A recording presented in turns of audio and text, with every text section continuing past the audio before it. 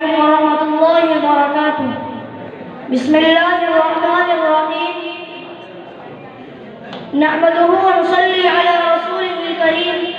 أما بعد، فقد قال الله تبارك وتعالى في القرآن المجيد: أعوذ بالله من الشيطان الرجيم.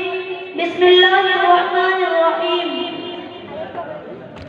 ذلك الكتاب لا ريب فيه هدى للمتقين. وقال النبي صلى الله عليه وسلم: خيركم من تعلم القرآن وعلمه. الہی رونق اسلام کے سامان پیدا کر، الہی رونق اسلام کے سامان پیدا کر، دلوں میں مومنوں کے علمت قرآن پیدا کر۔ صدر محترم، اسٹیج پر رونق افروز بزرگان دین اور حاضرین جلسہ، آج کی اس محفل میں اور آج کے اس مبارک اجلاس میں میرا موضوع سخن دنیا کی سب سے پاکیزہ اور مقدس کتاب قرآن پاک ہے۔ ہمیں چڑھتے سورج کی طرح یقین ہے کہ اس کا ایک ایک سچا اور صادق ہے۔ وہ قرآن پاک جس کی زبان مقدس، بیان مقدس اور جو فصاحت و بلاغت میں ٹھاٹھے مارتا سمندر ہے، جس کے متعلق ارشاد ربانی ہے۔ قرآن وہ کتاب ہے جس کے صادق اور برحق ہونے میں بے شک و شبہ نہیں، اور جس کے بارے میں معصر انسانیت حضور پاک صلی اللہ علیہ وسلم نے ارشاد فرمایا کہ تم میں سب سے بہتر وہ شخص ہے جو قرآن کو سیکھے اور سکھائے۔ دعا کیجئے خدا اپنے قدوس کو قرآن پاک کی طرف سے مالامال فرمائے۔ نوجوان دوستوں، قرآن پاک نے پروردگار کی طرف سے عطا کردہ وسیع تحفہ ہے کہ اس نے 23 برس کی قلیل مدت میں پورے عالم میں وہ انقلاب برپا کر دیا کہ بڑے سے بڑے فصحاء، علماء، ادباء، شعراء حیران شدہ رہ گئے، جس کی آیتوں کو سن کر پتھر دل موم ہوئے۔ دوستو، یہی وہ قرآن ہے جو روزی دکھانے کے انسانی کے لیے سراپا ہدایت اور رحمت ہے۔ یہی وہ قرآن ہے جس نے رسول کی رسالت کا اعزاز بخشا۔ یہی وہ قرآن ہے جس نے پر مردہ غلوب پر تازی بخشی۔ ہاں ہاں، یہی وہ قرآن ہے جس کی برکت سے جنات و شیاطین کا آسمانوں پر جانا بند ہوا۔ یہی وہ قرآن ہے جس سچائی اور امانتداری کا درس دیتا ہے۔ یہی وہ قرآن ہے جس کی حفاظت کا وعدہ خود خالق کائنات نے فرمایا۔ یہی وہ قرآن ہے جس کی تلاوت میں دلوں کے راستے پر آتا بشرت کا سامان ہے۔ محترم حضرات، آج کے اس نازک دور میں اس سے کلام اللہ کو فضول سمجھا جاتا ہے، اس کے الفاظ رکھنے کو اتنا کچھ بتلایا جاتا ہے، کہا جاتا ہے کہ اس کا رکھنا اور بے سمجھے پڑھنا بے سود ہے۔ افسوس اور افسوس کہ اس قرآن پاک کے بارے میں ہمارا خیال کہ اس کے بارے میں شہنشاہ مکہ، تاجدار مدینہ، سرور کائنات، خاتم الانبیاء محمد رسول اللہ صلی اللہ علیہ وسلم نے ارشاد فرمایا کہ اقرأ وارتقب ورتل كما كنت ترتل في الدنيا فإن منزلك عند آخر آية تقرأها۔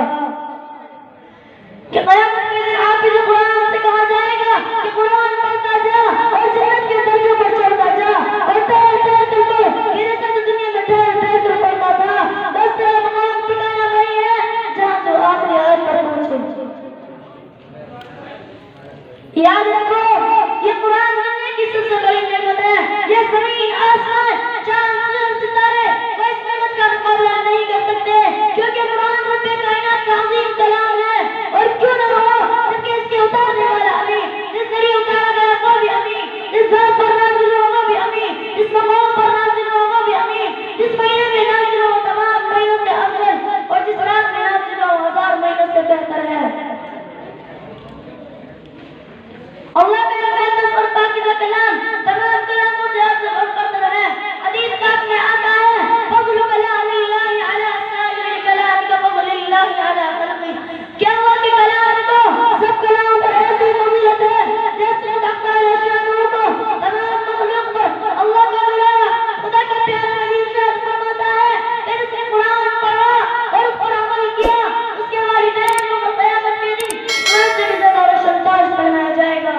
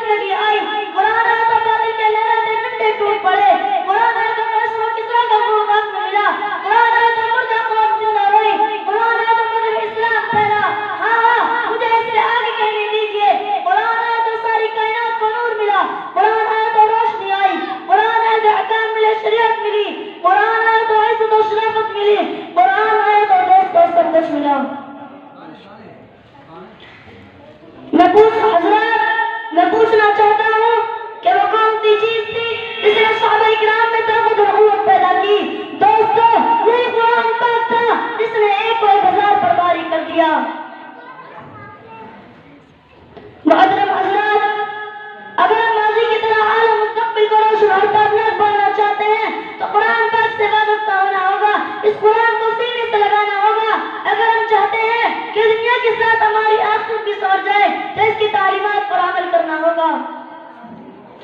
خدا نخواستہ آج ہم نے اپنے بچوں کو دو پیسے کے لالچ میں دین سے دور رکھا، ہماری نظر اخروی نعمتوں کے بجائے دنیاوی ڈگریوں پر رہی، تو یاد رکھیں خدا کے یہاں جواب دینا ہوگا۔ کسی نے سچ کہا، وعدہ غلبہ ہے مومن کے لیے قرآن میں، وعدہ غلبہ ہے مومن کے لیے قرآن میں، پھر جو تو غالب نہیں کچھ کثر ہے ایمان میں۔ اس شعر کے ساتھ میں اپنی تقریر کو ختم کرنا چاہتا ہوں۔ دعا کیجیے اللہ تعالیٰ تمام مسلمانوں کو قرآن سیکھنے سکھانے کی توفیق نصیب فرمائے، آمین۔ وآخر دعوانا الحمدللہ رب العالمین۔ ماشاءاللہ۔